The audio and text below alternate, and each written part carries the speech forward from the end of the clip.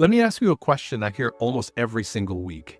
Am I even targeting the right roles? If you've been job searching for a while, this question starts to creep in quietly. Then it turns into frustration because on paper, you're qualified. You have experience, you've done the work, yet everything you apply to feels like a stretch, or it feels like a step backward, or you're qualified for a lot, but nothing feels right. And here's the uncomfortable truth. If your targeting is off, nothing else in your job search will work. Not your resume, not your networking, and not your interviews. So today, we're going to fix that. Before you apply to any other role, before we dive in, if you're new here and haven't subscribed yet, take a moment to hit the subscribe button and the bell so that you don't miss future videos. If you're navigating a career transition and looking for clarity, encouragement, and practical guidance that actually makes sense for experienced professionals, let this channel be a resource for you. So this topic came to me from a conversation I had recently with a prospective client, a senior leader who reached out because she felt completely stuck. She wasn't unemployed, she wasn't underperforming, and she wasn't in a crisis. She said, "I'm looking at job postings and nothing feels obvious anymore. Some roles feel beneath my level, others feel like a stretch. I shouldn't have to explain. And the worst part is I don't even know which ones I should be taking seriously." Now that moment matters because once you reach a certain level in your career, the problem is no longer capability, it's positioning and direction. So what I see again and again with seasoned professionals is this: they don't lack experience, they lack a clear targeting strategy that makes sense to employers. And when targeting is unclear, it creates invisible friction throughout the job search. Research published by Harvard Business Review shows that recruiters form an initial judgment of fit in seconds, not minutes. When a candidate's background doesn't clearly align with the role, they're often screened out before their full experience is even considered.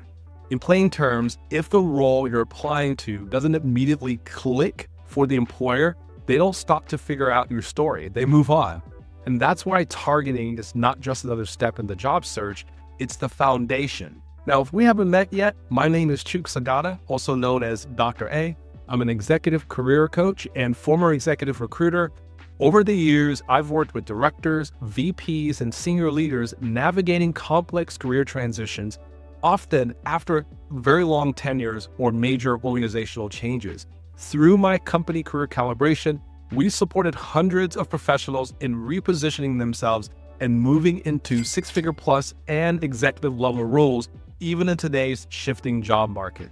And one of the most consistent patterns I see is this: when targeting is off, employers don't see potential, they see risk. And that risk shows up as silence, rejection, or not quite the right fit. So if you've been wondering, am I aiming too high? Am I aiming too low? Why does everything feel slightly wrong? That's not a confidence issue, that's a targeting issue. And once we fix that, everything else starts to move. One of the most common reactions I see when a job search isn't moving quickly is this: people start lowering the bar. They tell themselves, maybe I need to be more realistic. Maybe I should take something a level or two down just to get back in. Once I'm inside, I can work my way back up. And on the surface, that sounds reasonable, but here's what most seasoned professionals don't realize. Employers don't interpret stepping back the way candidates intended. They don't see humility, they don't see flexibility, they see risk. When someone with senior level experience applies for a significantly lower role, hiring managers immediately start asking questions, often subconsciously. Why would this person want this role? Are they just buying time? Will they get bored? Will compensation become an issue?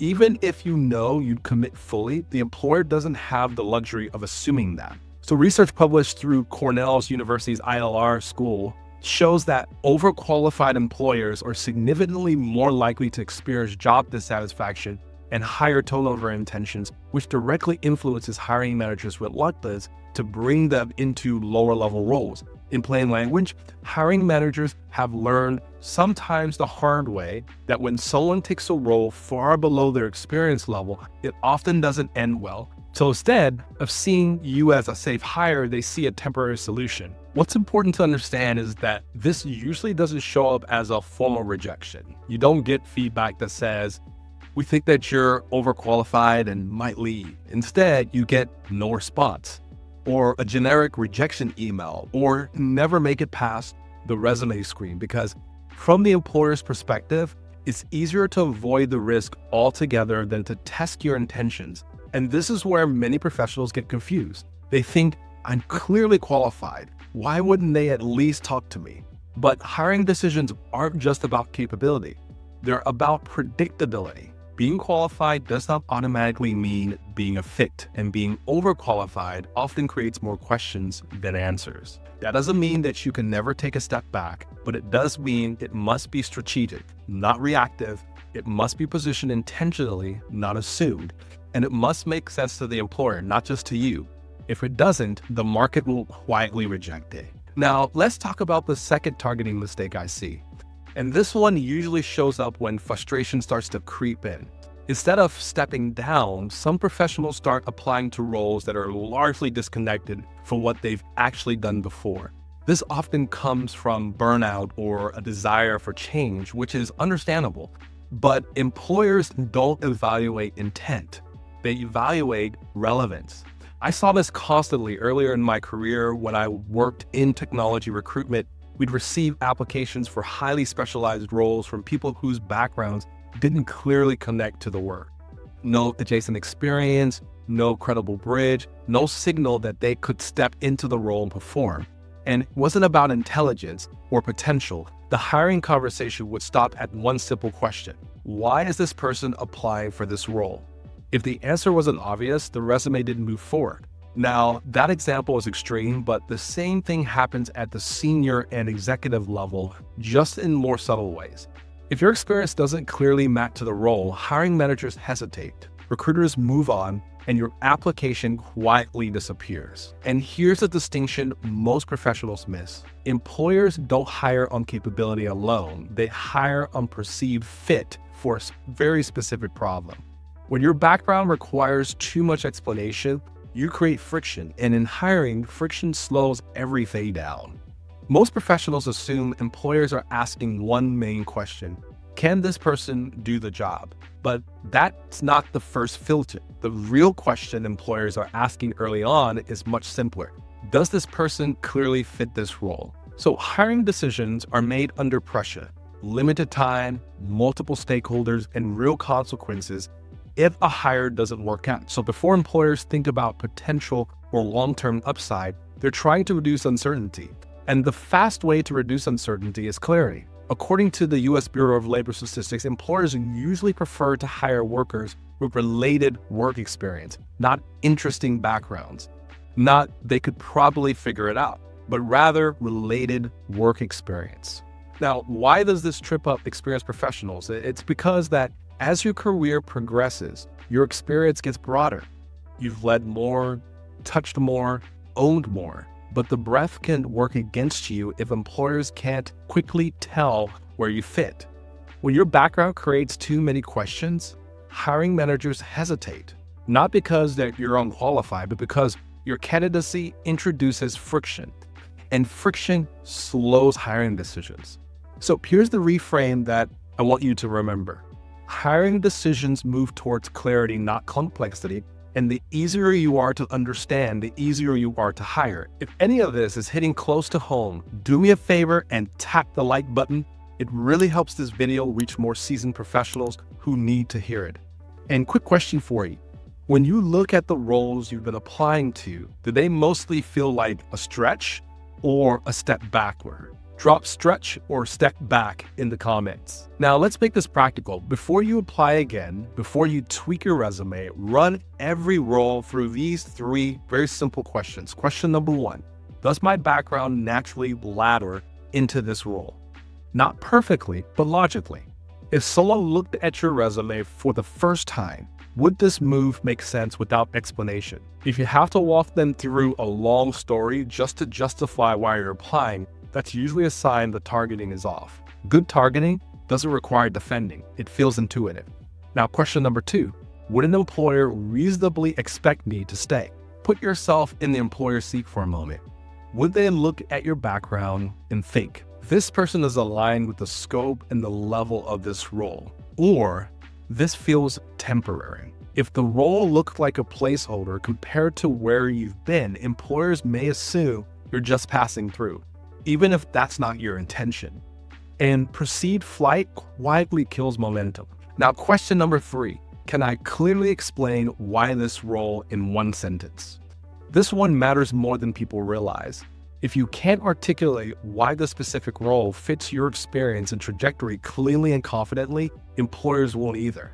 One sentence, no apologies, no backtracking. If your explanation feels vague or defensive, your targeting likely needs tightening. So here's the key. You don't need dozens of roles. You need one clear lane and maybe one adjacent option. Run every posting through these 3 questions. It's very simple. If you get 2 or 3 no's, don't apply, recalibrate. Because applying to the wrong roles doesn't just waste time, it trains you to doubt yourself. When targeting is right, everything else gets easier. Your resume sharpens, your networking becomes intentional, and employers start seeing you as the solution, not the question mark. So here's the takeaway I really want to leave with you. If your job search feels frustrating, confusing, or scattered, it's often not because you lack experience. It's because your targeting isn't clear. When targeting is off, everything downstream starts to feel harder than it needs to be. You second guess your resume, you hesitate before applying, you wonder if you need to take a step back or make a drastic change. And over time, that uncertainty starts to chip away at your confidence. But when targeting is right, something shifts. Your experience starts to make sense again, not just to you, but to employers. Your story becomes easier to tell. Your decisions become more intentional instead of reactive. And that's when momentum comes back. Here's what I want you to remember. The goal isn't to be open to every opportunity. The goal is to be obvious to the right ones. You don't need to convince employers of your value. You need to show up in your roles where your value is already clear. All right, that's it for this video. So if you're a seasoned professional and feeling stuck and want structured support, you'll find a link in the description to learn more about how we work with professionals inside Career Calibration. Our focus is simple, helping you clarify your direction, tighten your positioning, and move forward in a way that actually makes sense for where you are in your career without relying solely on online applications. So click on the link below to learn more. I look forward to meeting you. Also, would you like expert job search advice delivered weekly into your inbox? Sign up to join our exclusive email list. Get exclusive insights designed to help you land your next role. Sign up today by clicking on the link below and take control of your job search. And finally, if this video resonated with you, do me a favor and subscribe to the channel. Every week, I share practical guidance to help seasoned professionals navigate career transitions with clarity, confidence, and strategy, not guesswork. I'll see you in the next video. Over and out.